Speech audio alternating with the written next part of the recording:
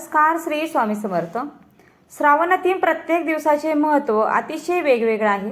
मात्र यातील सर्वात महत्त्वाचं व्रत म्हणजे श्रावणी सोमवार.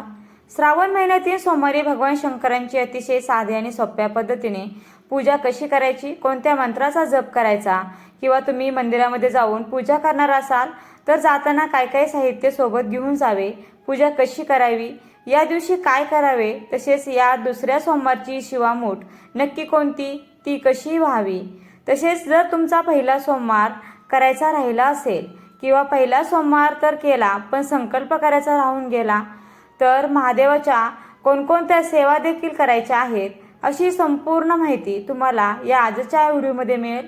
त्यासाठी व्हिडिओ शेवटपर्यंत नक्की पहा आणि चॅनलवरती नवीन असाल तर चॅनलला नक्की सबस्क्राईब करा.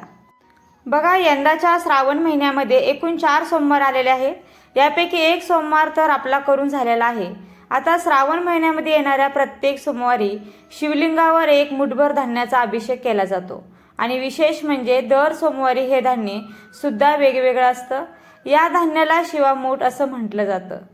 4 ऑगस्ट 2025 रोजी अनुराधा नक्षत्रावर श्रावणाचा दुसरा सोमवार आलेला आहे.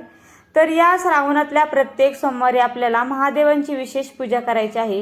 ही पूजा तुम्ही तुमच्या देवघरात करू शकता किंवा इतर ठिकाणी पाटावर चौरंगावर मांडली तरी पण चालेल. या दिवशी सकाळी लवकर उठून स्वच्छ स्नान करावे.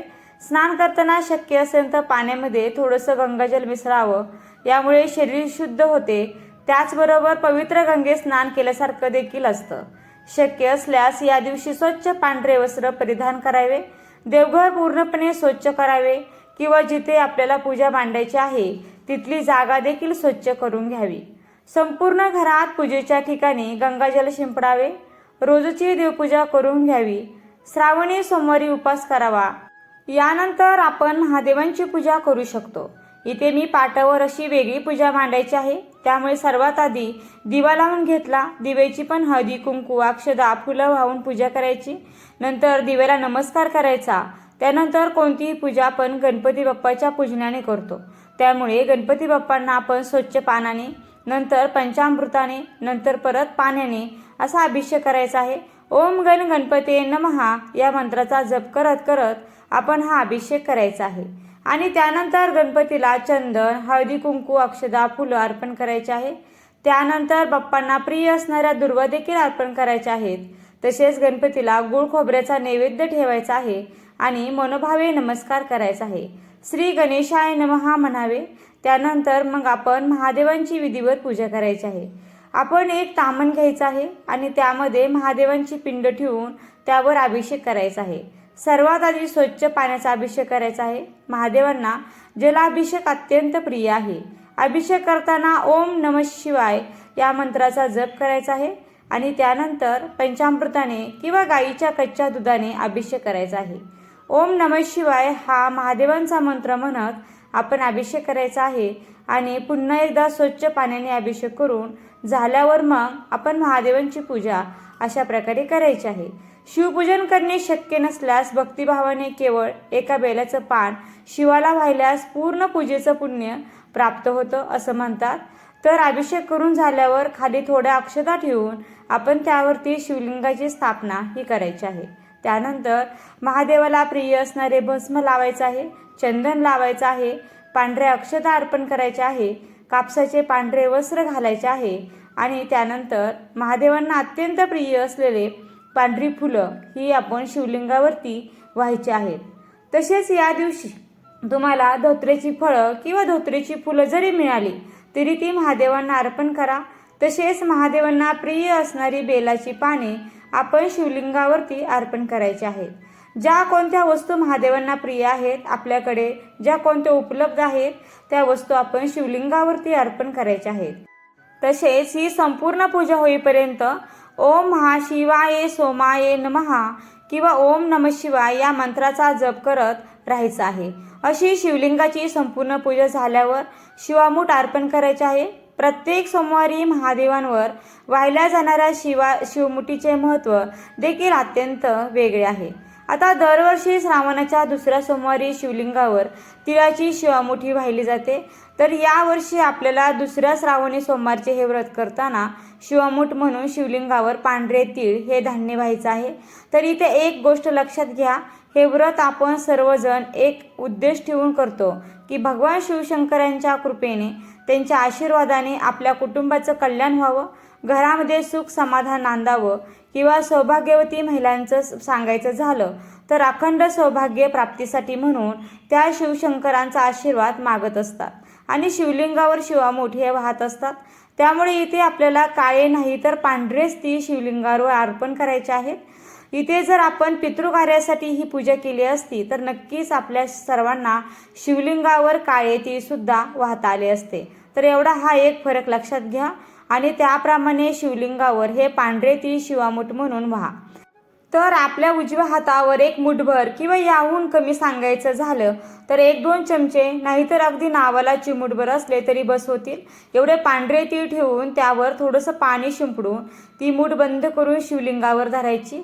हे तीळ शिवलिंगावर हळूहळू मुठीतून सोडताना म्हणावं, शिवा शिवा महादेवा, शिवा शिवा महादेवा, माझी शिवामूठ ईश्वरा देवा, सासू सासऱ्यांची, धीरा जावांची, नंदांची, भरतारांची नावडती आहे, ती आवडती करा रे देवा. आणि सगळे तीळ वाहून द्यावे. त्यानंतर धूप दीप ओवाळायचा आहे, मनोभावे नमस्कार करायचा आहे आणि शेवटी नैवेद्य दाखवायचा आहे. नैवेद्यामध्ये तुम्ही फळे ठेवू शकता, दूध साखर किंवा खडीसाखरेचा नैवेद्य देखील दाखवू शकता आणि शेवटी शंकरांची आरती करायची आहे. या दिवशी दिवसभर उपवास केला जातो आणि संध्याकाळी उपवास सोडला जातो. प्रत्येक सोमवारी महादेवांचे ध्यान करून व्रत ठेवावे आणि एका जागी बसून सात्विक भोजन करावे. या दिवशी तामसिक आहार पूर्णपणे टाळावा. या दिवशी आपल्याला शक्य होईल तेवढे महादेवांचे ध्यान उपासनाही करायची आहे. ओम नमः शिवाय किंवा महामृत्युंजय मंत्राचा जप करावा किंवा शिवलीलामृताचा अध्याय वाचावा, रुद्राभिषेक करू शकता. तसेच या दिवशी आपले जेवण हे सात्विक आणि आचरण देखील चांगले असावे.